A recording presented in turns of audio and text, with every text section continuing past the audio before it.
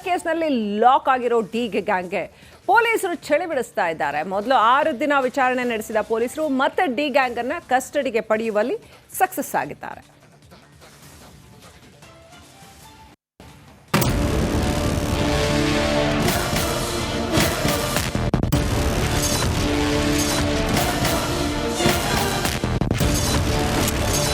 D gang ವಶಕ್ಕೆ ಪಡೆಯುವಲ್ಲಿ ಖಾಕಿ success.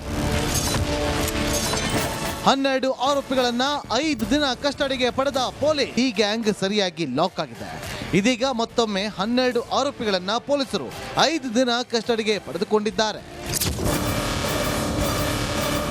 ಕಳೆದ ಜೂನ್ 10ರಂದು ಅರೆಸ್ಟ್ ಆಗಿದ್ದ ಆರೋಪಿಗಳನ್ನ ಮೊದಲು 6 ದಿನಗಳ ಕಾಲ ಪೊಲೀಸ್ ಕಸ್ಟಡಿಗೆ ತೆಗೆದುಕೊಂಡಿದ್ರು. ಇದೇ ಅವಧಿಯಲ್ಲಿ ಸ್ಥಳ ಮಹಾಜರು ಕಾರ್ಯ ನಡೆಸಲಾಯಿತು. ಬೆಂಗಳೂರಿನ ಪಟ್ಟಣಗೆರೆ ಶೆಡ್, ಸುಮ್ಮನಹಳ್ಳಿ ಬ್ರಿಡ್ಜ್, ಮೈಸೂರಿನಲ್ಲಿ ಮಹಾಜರು ನಡೆಸಲಾಯಿತು. ಮೊಬೈಲ್, ಸಿಸಿ ಕ್ಯಾಮೆರಾ ಸೇರಿದಂತೆ ಹಲವು ಸಾಕ್ಷ್ಯ ಸಂಗ್ರಹಿಸಲಾಯಿತು.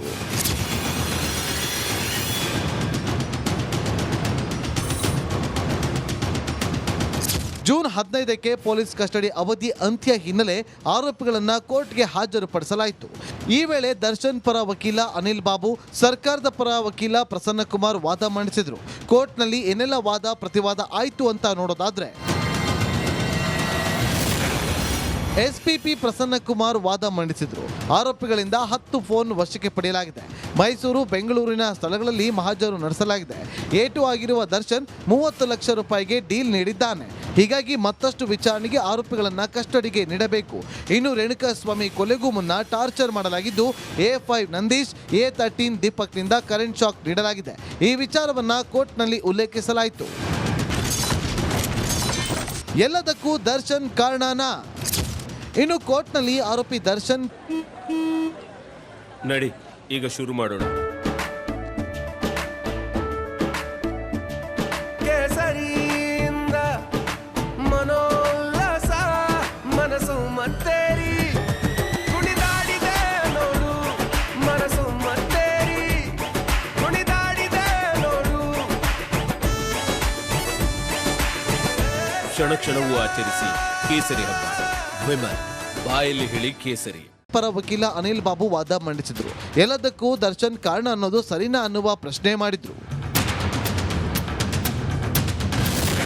ಇನ್ನು ಪವಿತ್ರ ಗೌಡ ಪರ ವಕೀಲರು ವಾದ ಮಂಡಿಸಿದ್ರು. 6 ದಿನ ಪವಿತ್ರ ಗೌಡ ವಿಚಾರಣೆ ಆಗಿದೆ. ಪವಿತ್ರ ಗೌಡ ನೋವು ಅನುಭವಿಸ್ತಾ ಇದ್ದಾರೆ. ಕೋರ್ಟ್ ಅನುಮತಿ ಇಲ್ಲದೆ ಮೊಬೈಲ್ ವಶಕ್ಕೆ ಪಡೆಯಲಾಗಿದೆ ಅಂತ ಉಲ್ಲೇಖಿಸಿದ್ರು.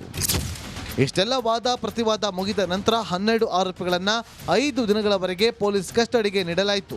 A1 ಇಂದ A7 ಆರೋಪಿವರೆಗೂ ಮತ್ತು A10 ನಿಂದ A14 ಹಾಗೂ A16 ಅನ್ನ ಪೊಲೀಸ್ ಕಸ್ಟಡಿಗೆ ನೀಡಲಾಯಿತು. ಕೋರ್ಟ್ ಆದೇಶದ ಬೆನ್ನಲ್ಲೇ ಆರೋಪಿಗಳನ್ನ ಅನ್ನಪೂರ್ಣೇಶ್ವರಿ ನಗರ ಪೊಲೀಸ್ ಠಾಣೆಗೆ ಕರೆತಂದ ಪೊಲೀಸರು ಮತ್ತೆ ತನಿಖೆಯನ್ನ ಚುರುಕುಗೊಳಿಸಿದರು. Bureau report, Republic Kannada.